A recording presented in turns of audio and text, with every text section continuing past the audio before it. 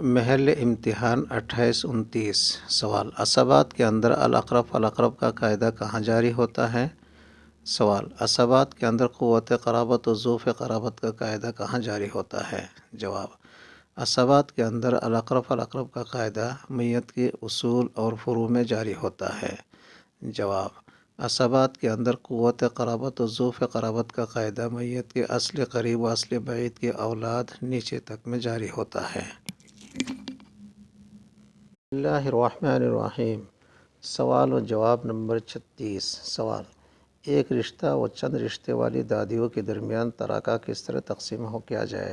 جواب ایک رشتہ و چند رشتے والی دادیوں کے درمیان امام ابو یوسف علیہ الرحمہ کے نزدیک بدن کے اعتبار سے آدھا آدھا کر کے تقسیم کیا جائے گا، اور یہی مفتیٰ بھی قول ہے، اور امام محمد علیہ الرحمہ کے نزدیک رشتوں کے اعتبار سے تقسیم کیا جائے گا، یعنی جس کے جتنے رشتے